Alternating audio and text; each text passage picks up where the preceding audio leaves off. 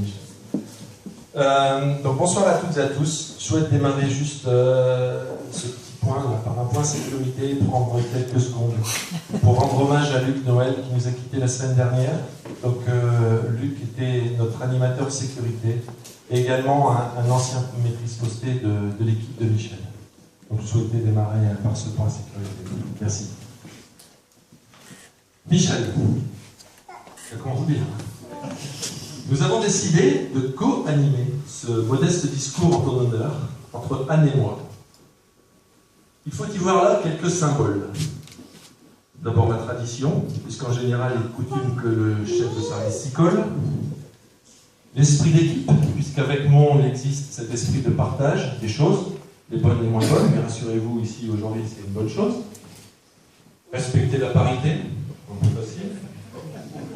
Être efficace, crédible, performant, donner du sens aux propos, puisque dans l'équipe d'encadrement de Vecmont, Anne devient aujourd'hui, en termes de temps de présence à l'usine, la doyenne de Vecmont.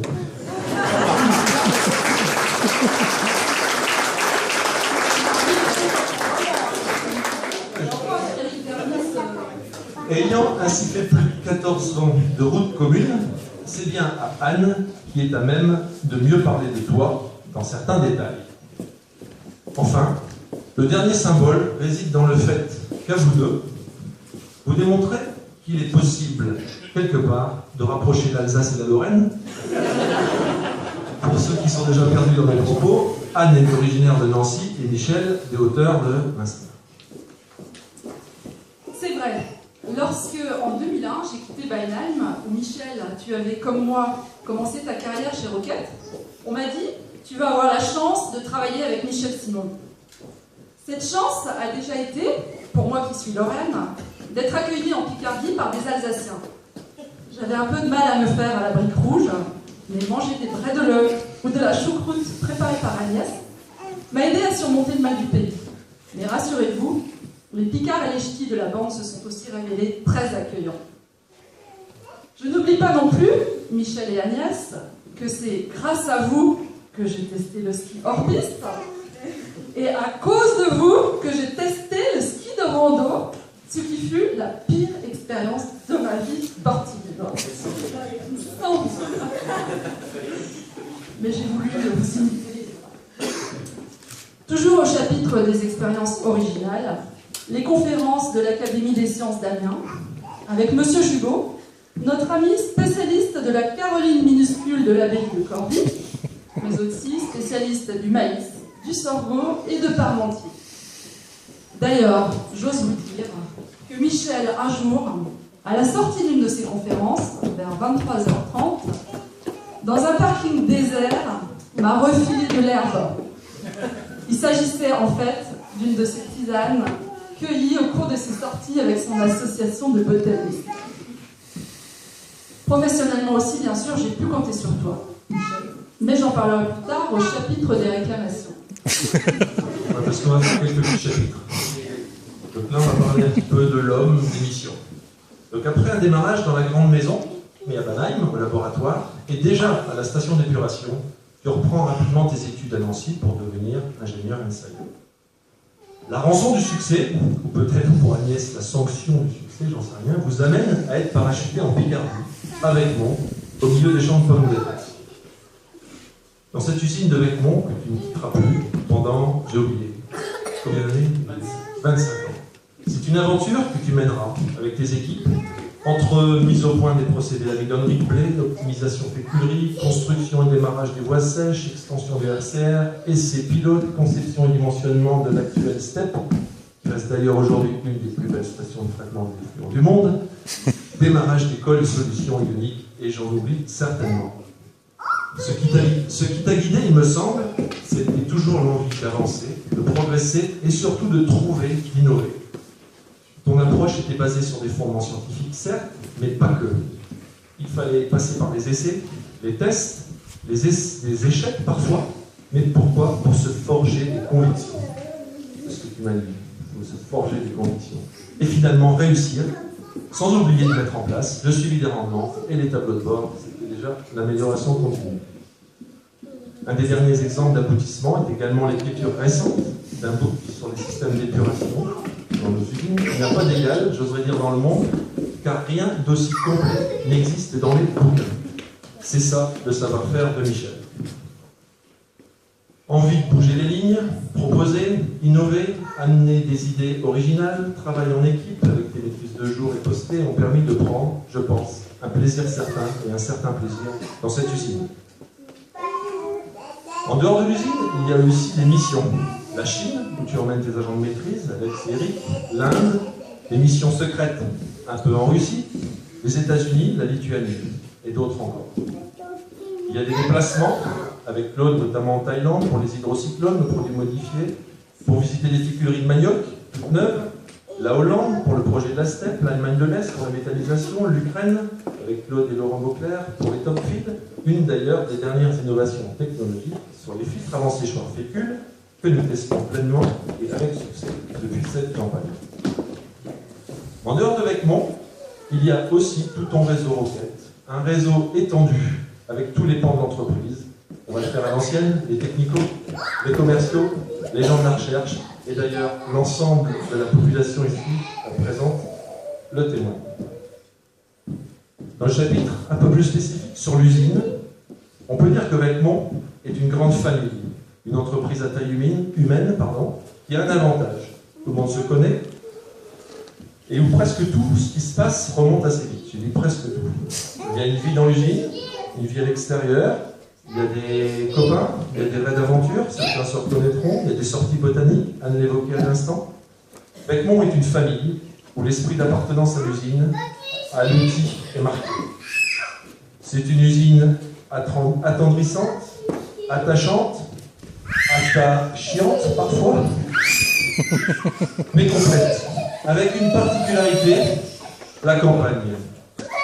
Pour ceux qui la voient de loin, comme ceux de l'Étrême par exemple, on dira, c'est une usine de travail à mi-temps. Mais en fait, laissons-leur toujours cette impression, cette illusion, car dans les faits, nous, seuls, savons. Vecmont cache bien des attraits, et au final, c'est bien la seule féculerie de Roquette.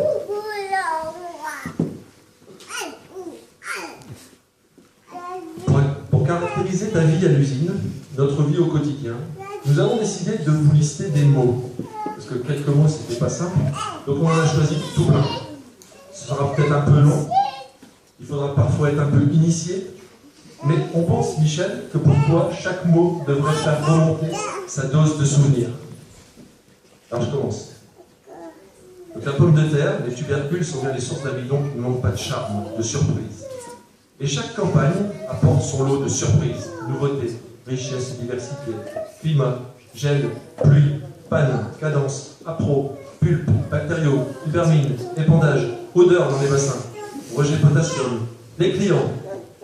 Alors les clients, j'ai toujours adoré les audits clients avec Michel. Le professionnalisme était bien sûr de rigueur, mais ces rencontres prenaient toujours une tournure exotique.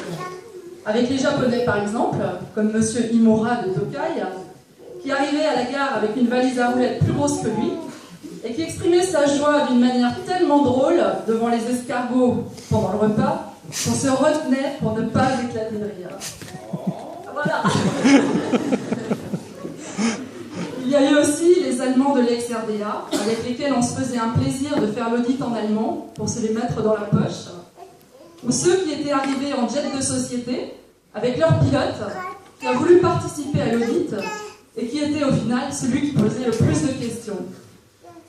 Sans parler du rabbin, qui adorait Michel, et que Michel adorait, ce qui m'énervait au plus haut point, car moi, j'étais juste bonne pour aller le chercher à la gare, quand il ne me posait pas à la porte. Même que maintenant, il ne sert même plus à la On continue la litanie de Vecmont. Corrosion, sphère, évapo, vébule, phase sèche, SLO, steppe, biogaz, RCR, TMA, épichloridrine, fan, obus, cailloux, tar, terre, bactériaux, four, séchoir, décanteur, roto, râpe, la cour, le rupro, la réclamation. Les réclamations. Je me souviens encore de ma première réclamation produit. Ça va parler à certains, je pense, Régis. Chez Sappi Maastricht, sur du I4 142, phase D, ça remonte. pour une histoire de viscosité et d'acide adipique et d'acide citrique. Tu as tout de suite trouvé la solution. Les réclamations ont parfois de bons côtés, comme celle chez Sandoz pour des problèmes de viscosité de la tubermine, nous a amené chez le client au Tyrol. On était arrivé pendant la semaine de loi du Gänsewoche, qui était déjà plutôt sympathique sur le plan gastronomique. Et au retour, voilà que dans l'avion, nous étions à côté d'Inès de la Fressange, le célèbre mannequin des années 90. Michel n'étant pas people pour dessous, il ne connaissait pas Inès de la Fressange. Après que je lui ai appris discrètement qu'il était cette dame, il me glisse dans l'oreille. Tu crois qu'elle nous a reconnus?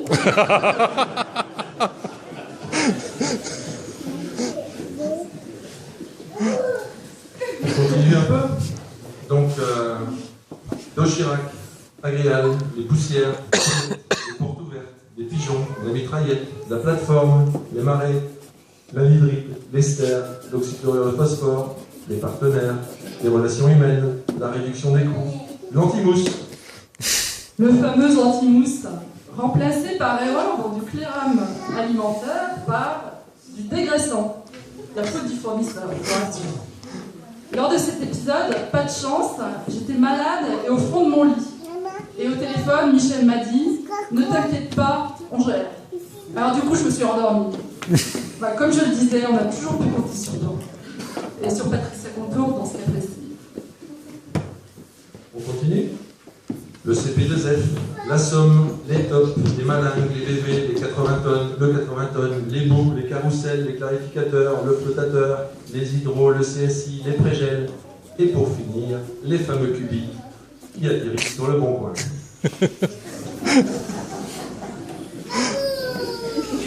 Une petite rubrique, le saviez-vous, quelques chiffres, parce qu'on est là aussi pour bosser, pour travailler, pour avoir les ordres de grandeur. Je pense que c'est ça que tu aimais bien également, Michel. Donc on a calculé que depuis que tu es avec nous, les séchoirs fécules avaient séché l'équivalent de 50 kg de fécule par Français. Donc chaque Français aurait pu recevoir effectivement 50 kg de fécule. Autre ordre de grandeur, pour donner une idée, les volumes, par campagne, les camions d'approvisionnement de pommes de terre, mis bout à bout, pour un convoi de Lille à Marseille. Ça, c'est Philippe Claude qui nous a calculé ça. Je ne sais pas s'il est vu d'ailleurs.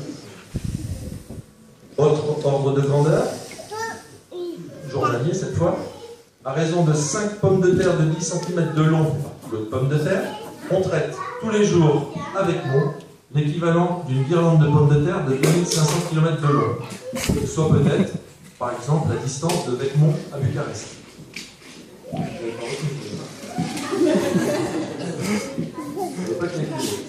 Biogaz, là tu as dû déjà calculer quelque chose.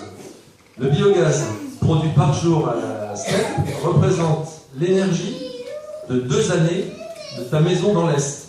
Franchement, tu aurais pu choisir de construire une maison sur les marais de Vecmont plutôt que sur les hauteurs de l'Est.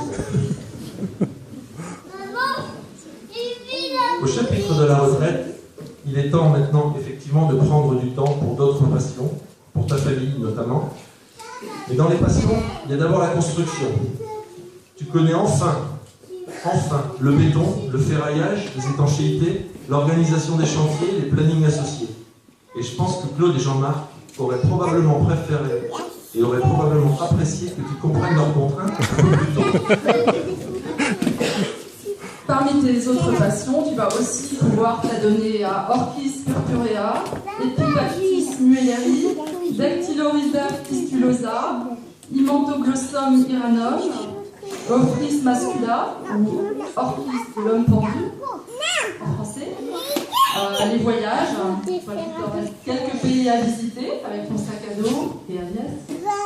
Et je te suggère donc la méthode assimile, pourquoi pas de Kazakh, de Bhoutanais, du Swazilandais. Et puis aussi le ski de rando, où tu pourras choisir les périodes favorables, c'est-à-dire moins 17 degrés et grand ciel bleu. On va bientôt en terminer, donc pour finir, on pourrait dire que tu en as usé quelques-uns, les directeurs, Laurent Gerbert, Patrick Lemay, Clément Robert, Christophe, non, mais pas moi. Et tous, je peux te le dire, ont pris vraiment beaucoup de plaisir à travailler avec toi. Et je pense que c'est partagé par l'ensemble des personnes ici présentes. Et c'est donc au nom de Rocket que nous te remercions pour ton engagement, ton implication, la formation et le partage de connaissances avec la nouvelle équipe, notamment des chefs de service, et ta passion jusqu'au dernier jour, et on peut même dire jusqu'à la dernière minute. Donc nous vous souhaitons une bonne retraite. Profitez bien de ces belles années qui s'ouvrent devant vous. Profitez de tous ces bons moments qui vont arriver. Et on va essayer, alors là on n'avait pas répété. Goethe, Ruhestand, Michel.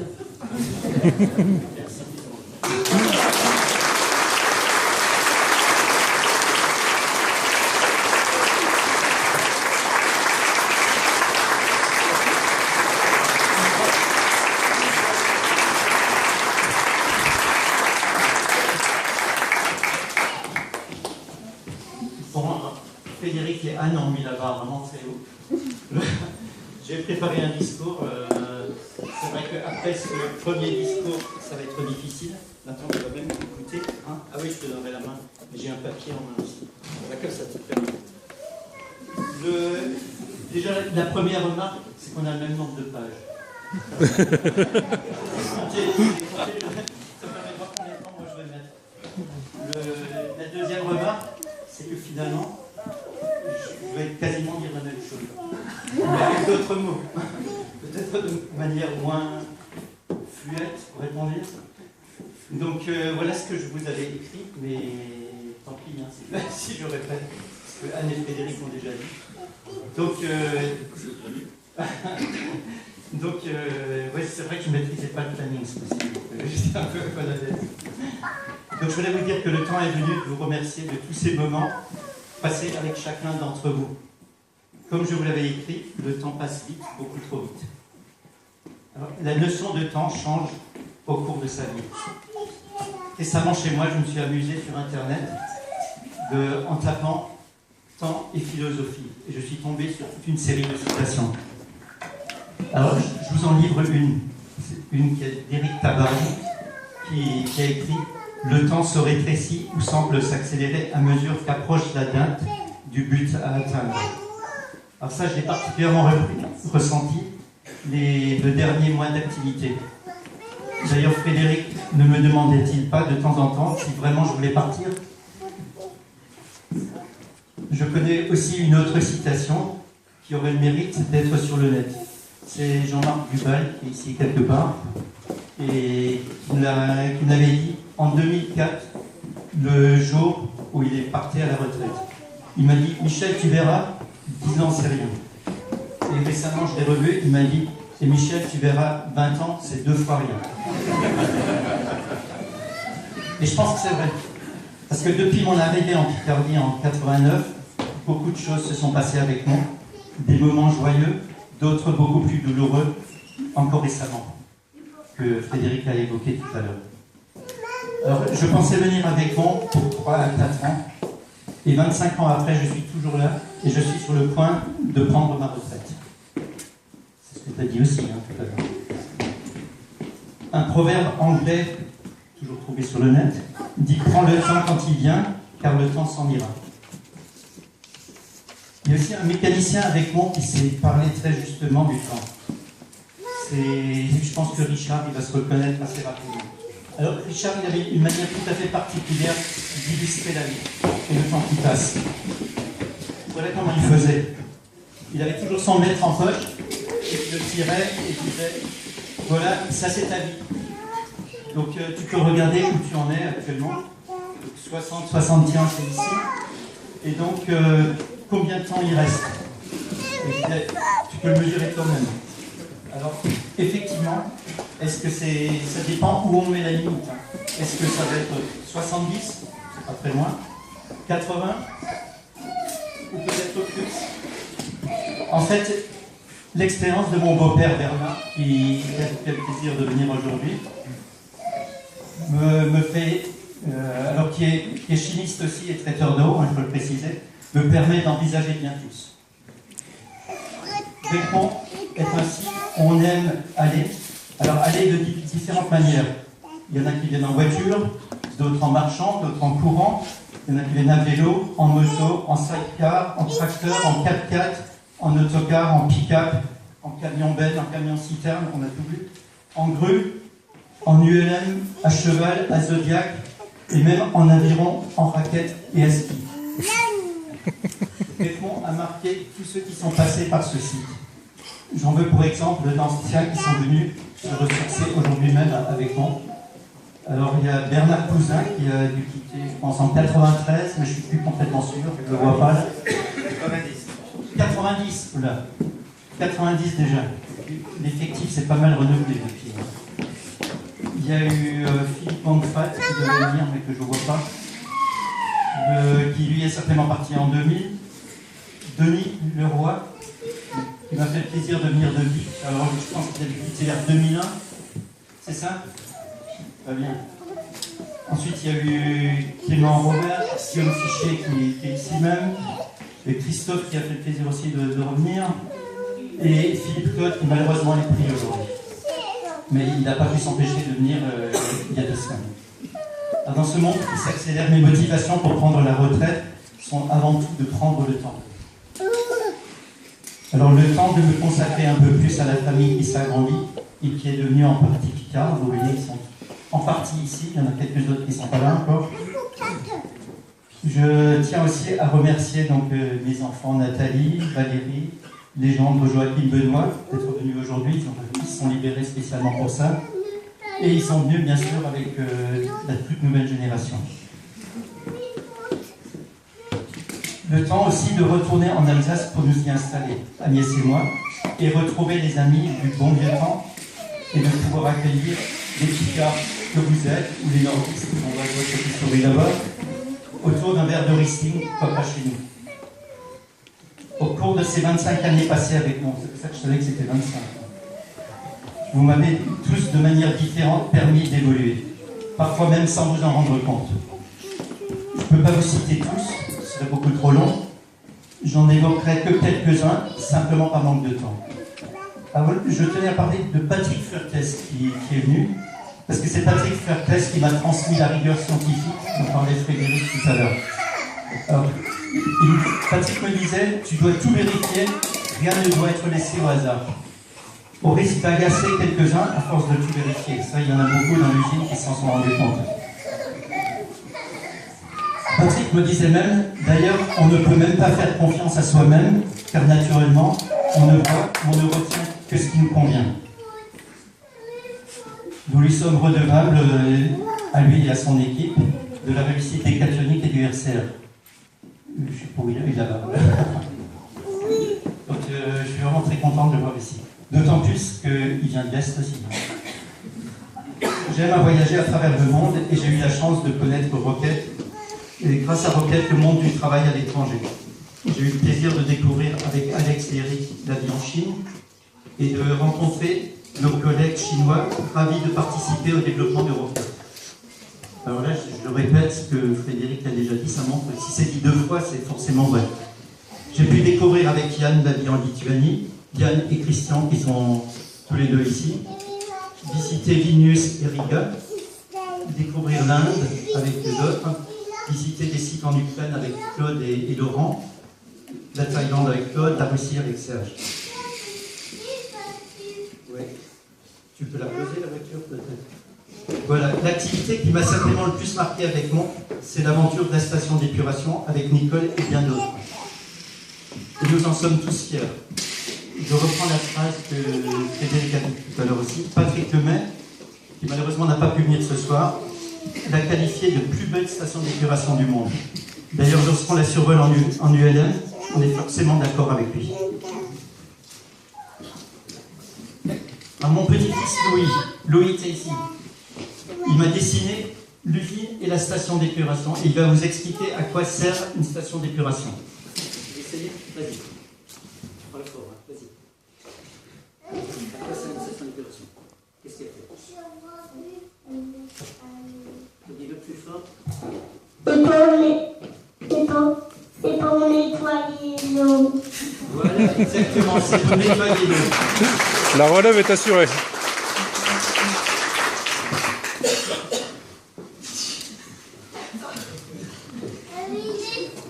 La station est dans de bonnes mains. L'équipe s'étoffe avec Lucille qui est venue nous rejoindre. J'ai même eu le plaisir de l'accueillir sur ses sommets en haut de lycée réacteur récemment. Régis et son équipe, qui m'ont aussi fait le plaisir de venir, a pris à bras le corps le dossier des vecteurs dans le traitement des eaux. Les avancées sont prometteuses, espérons que le site de Vecton verra bientôt les ventes arriver. La station m'a aussi donné l'occasion de connaître Marie. Je ne sais pas si elle est venue, Marie. Ah, elle est là. Bonjour Marie. Bonjour. Donc, elle a été chargée de formaliser le savoir-faire des stations d'épuration. D'abord nègre, puis grâce à un contrat de génération, elle est devenue ma filleule. L'avenir est aux jeunes et je suis très touché par la présence de deux stagiaires, deux de mes stagiaires, Marie et Anne. Marie qui a fait un stage au PULP il y a 2 ans et qui a trouvé du travail très récemment à Amiens. Et puis il doit y avoir Anne aussi quelque part, je ne sais pas si j'ai déjà arrivé. Ah oui, bonjour Anne, qui est venue de Compiègne. Quand il a terminé son stage au mois de février, il m'a dit Michel, quand tu partiras à la retraite, il faut que tu m'invites. Et il est venu. Même et Madeleine de l'usine, ce sont incontestablement les discussions et trafics en tout genre en rapport avec la nourriture. D'ailleurs, on est peut-être un peu agroalimentaire tout de même. Hein. Alors, il y avait les mirabelles d'Anne échangées contre les pommes. D'ailleurs, je ne t'ai pas remis les pommes du mois de novembre. Je les ai apportées. Voilà. Il y en a des jaunes et des rouges. Il faut manger les jaunes d'abord. Pour le mois de décembre, je ne suis pas en avance non plus, mais j'y penserai. Il y avait aussi les fromages de Münster commandés par Claude.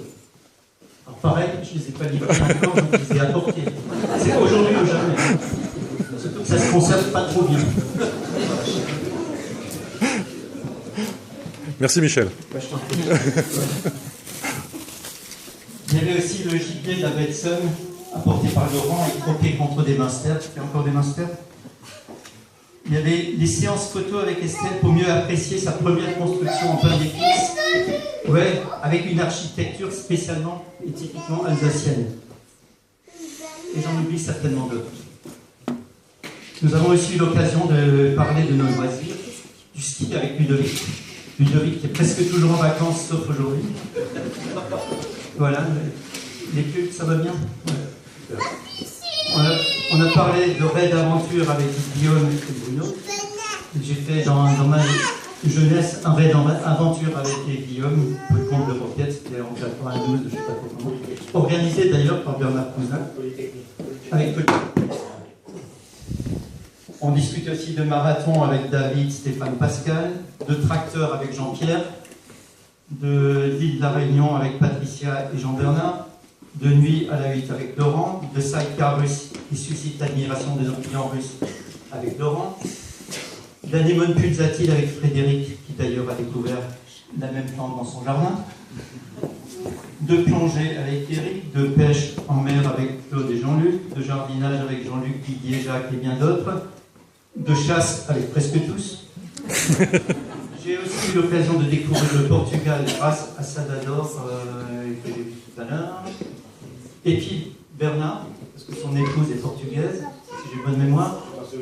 Ouais, ah bah oui. Je suis donc d'autant plus content d'accueillir dans ma famille Joachim, qui a lui aussi du sang portugais. J'ai presque fini. Je garderai aussi en mémoire l'accueil dans la famille Le Bleu à l'Étreine, Valérie, qui nous a mis en relation avec la nounou de nos petits-enfants, Johnny, qui est un ami d'enfance de notre témoin de mariage, le monde est vraiment très petit, des heures de travail passées avec chacun d'entre vous dans un esprit constructif, des heures passées avec Laure et Elisabeth, qui ont su rendre la réglementation compréhensible. J'ai encore une dernière citation. En 100 ans, nous avons connu plus de changements qu'en 2000. Quelle accélération, tout va si vite. Le présent n'est qu'un morceau d'avenir qui se mue aussitôt en passé.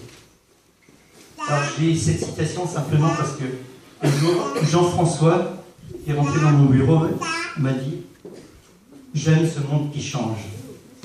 C'est suite à une annonce un petit peu catastrophique sur la COP de Vic. Enfin, je tiens à remercier Agnès qui m'a attendu souvent chez moi et pour toute l'énergie qu'elle a déployée pour que cette fête soit une réussite. Elle a préparé quelques spécialités alsaciennes dont elle a le secret. Je souhaite beaucoup de succès à mon équipe et à Laurent qui a pris le flambeau. Une mention particulière à Frédéric tout de même, car pour toutes les missions qui lui incombent, le temps va certainement lui manquer. À chacun d'en prendre sa part. Donc, longue vie à la Féculerie de Bécon, à ses actifs et aussi à ses retraités.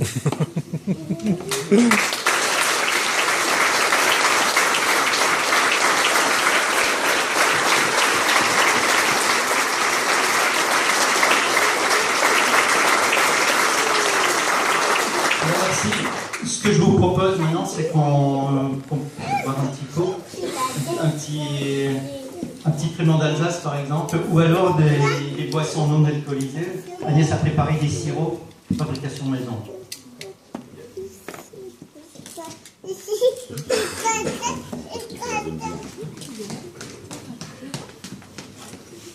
Non. Michel.